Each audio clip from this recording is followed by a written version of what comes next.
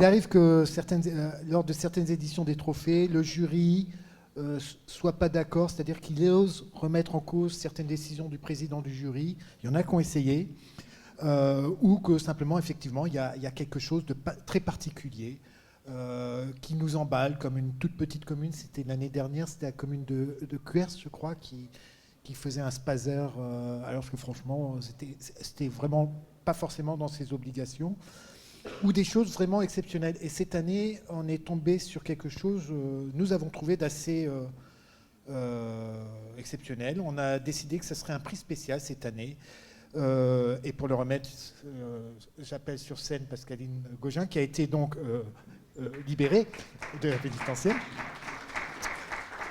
Le jury a attribué ce prix spécial au groupement Tremplin. Et on va vous expliquer, on va prendre un petit peu de temps pour vous expliquer, enfin pas nous, mais plutôt les lauréats, pour un groupement à échelle nationale innovant en restauration collective. Et pour recevoir ce prix, nous appelons sur scène Madame Nathalie Beugnot, qui est là. Merci. Bonjour Madame Nathalie Beugnot. Et Monsieur Boucher, qui est coordonnateur. Souchet. J'en ai fait un. J'ai éclaté un nom. Merci beaucoup. Je vais vous dévoiler un tout petit peu de choses.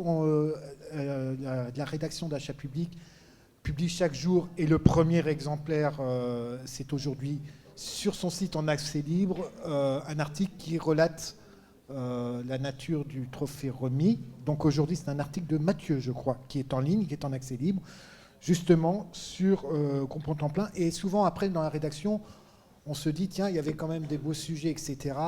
Il y en a qui sont emballés, il y en a qui ne sont pas emballés. Et cette année, l'hyper-technicien de la commande publique, qui est Mathieu Logier, il s'est jeté sur le dossier pour en faire un article, et il est particulièrement emballé. Pour qu'il soit particulièrement emballé à ce point-là, moi, je ne l'ai pas vu depuis 7-8 ans.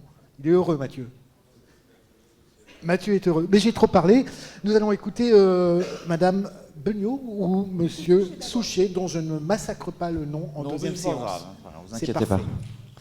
Bon, bah écoutez, bonjour à tous. On est un peu ému parce qu'on ne s'attendait pas à vraiment avoir un prix sur le groupement Tremplin.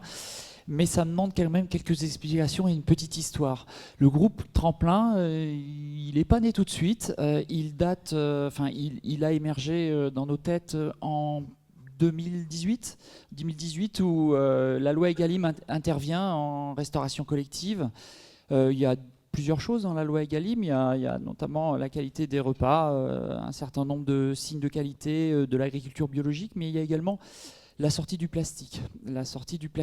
Et nous y avions travaillé depuis un certain temps, puisque le plastique en restauration collective, c'est très fréquent, ça a à peu près 3 décennies, puisque c'est de l'usage unique et qui est très pratique, qui a vraiment permis de limiter la toxi-infection. Et là, tout d'un coup, on nous dit plus d'usage unique, enfin plus de plastique précisément. Et on s'interroge vraiment, enfin en tout cas, Table Commune s'interroge. Table Commune, c'est 15 collectivités, c'est 45 000 couverts en Ile-de-France et un EPCI, donc soumis dans le cadre des marchés publics. Acheter de l'alimentaire, c'est notre métier, c'est ce que nous faisons régulièrement, de l'acheter de l'aliment durable, c'est dans notre connaissance. Quand on commence, je dis on parce que Bruno Saec, ici, directeur général du CIREC, on apprend vraiment déjà ce qu'est la coopération, travailler ensemble, 2 syndicats qui représentent 60 000 couverts en Ile-de-France. On se dit que c'est plutôt intelligent d'échanger nos pratiques et que ça ne peut être qu'enrichissant.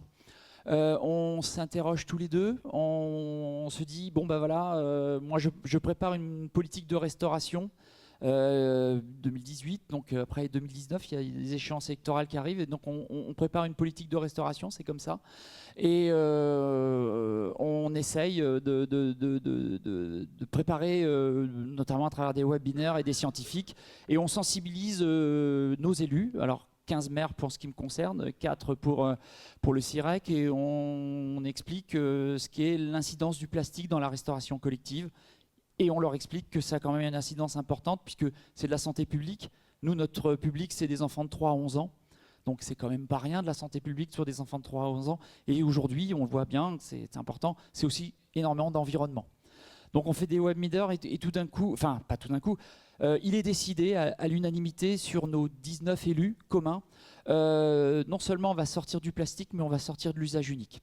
Donc ça, c'était le plus facile. Et on est en 2018. C'est assez simple. On fait une délibération, on vote tous unanimement et c'est relativement simple. Maintenant, comment on fait ?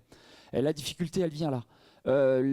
En restauration collective, les cuisines centrales, etc., ont des pratiques depuis 3 décennies avec de l'automatisation, mais tout est en plastique, tout est en usage unique. Comment on fait avec des contenants réemployables ? Quelles machines nous allons utiliser ? Comment nous allons transporter tout cela ? Qui va nous le fabriquer ? On fait du sourcing et rapidement, on s'aperçoit que finalement, tout ce qui existe ne convient pas à nos productions. Rien ne convient. Donc, tous les deux, avec nos 60 000 couverts, on va taper à la porte et on fait du sourcing auprès de la métallurgie, auprès de la robotisation, de l'industrie mécanique, etc. Et on leur dit, bah, écoutez, comme ce que vous faites aujourd'hui ne nous convient pas, va falloir faire de la recherche et du développement. Et ils nous ont un peu ri au nez, quand même, il faut le dire. Ils nous ont dit, bah, avec vos 60 000 couverts, vos 19 communes, ok, on fait de la recherche et développement, mais il faut payer. Bah, dans le cadre de la commande publique, c'est quand même difficile de payer de la recherche et de développement. Donc, on revient un peu penaud dans nos pénates, et finalement, on ne se laisse pas faire. Et puis, on appelle quelques collègues, confrères d'autres collectivités. Donc ça a été Toulouse, ça a été Bordeaux, ça a été Nantes, Rennes, le CIREC. Et à 6, on est déjà un peu plus volumineux. Et puis on revient vers eux et ils commencent à dire, et on leur dit de toute façon, la loi Egalim sur la sortie du plastique, à mon avis, il n'y aura jamais de dérogation. Puisque c'est de la santé et de l'environnement, donc ne rêvez pas, ce que vous faites aujourd'hui ne conviendra plus demain. Ça commence à prendre de l'ampleur, seulement comment on engage de la commande publique avec de la recherche et développement. Et puis, à la fin, un marché avec des outils. On ne sait pas faire. Nous, les groupements de commandes, on ne sait pas faire. Les marchés à accord cadre, marchés subséquents, à la limite, mais c'est souvent des marchés à bon de commande. C'est tout ce qu'on sait faire. Et là, on a 2 bonheurs. On rencontre Nathalie Beugnot, qui va devenir notre chef de projet tremplin, qui est dynamique, une jeune dynamique qui nous dit, je me rappelle la première fois que je l'ai vue, elle me dit, moi je veux bien venir vous rejoindre, mais je suis en fin de carrière, j'aimerais un truc peinard. Je lui dis, pas de problème, bah, viens avec nous, ça va être peinard, t'inquiète pas. Aujourd'hui, elle est 3 jours par semaine, elle fait le tour de la France 3 jours par semaine, ça doit être ça, être peinard, je crois. C'est ça, Nathalie ? Et puis Jérôme Michon, ici, président de l'Institut de la commande publique, qui lui nous explique comment on pourrait faire un groupement de commandes. Et l'histoire, elle est venue de là. Et donc, on a créé Tremplin à travers ça. Ça n'a pas été simple. Ça date de 2018. Aujourd'hui, on est quasiment en 2026. Mais aujourd'hui, c'est une belle aventure. Et puis, je sais qu'il y a le CD93 qui est parmi nous. Il nous a rejoints par la suite. Merci beaucoup, parce que ça nous aide beaucoup. Chaque membre nous aide vraiment beaucoup. Voilà, j'arrête de parler. Et puis, je vais passer la parole à Nathalie, parce que ça, c'est l'histoire. Maintenant, elle va vous raconter la vraie vie de Tremplin. Alors, en 3-4 minutes. Oh, oui, vous inquiétez pas. Merci à vous. Madame Beugnon. Oui, alors moi je suis arrivée en 2022 parce qu'en fait la création en dur et le début du marché c'est 2022. Et en fait on a dû appuyer avec nos 18 cuisines centrales, avec nos 50 millions de repas par an pour faire que les industriels nous écoutent. Et en fait avec Jérôme, on a surtout beaucoup travaillé avec les industriels en fait. On n'a jamais fait appel à des distributeurs parce qu'on se rendait compte qu'on n'avait pas ce qu'on voulait. Ma chance, c'est que ça fait 30 ans que je travaille en restauration collective. Je voyais assez bien ce dont ils avaient besoin. On a fait des tableaux de fonctionnalité, on a travaillé avec eux.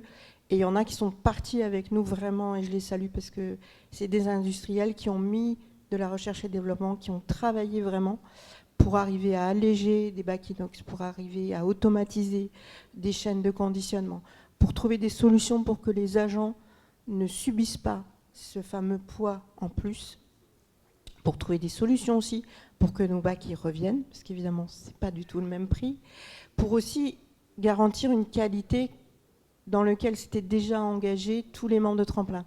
Ils sont tous sur des projets de fait maison, d'achat de proximité, de vrai travail avec le bio, et ils voulaient que ce projet permette aussi d'être un moteur pour ce changement, puisque en fait, on a tout revu.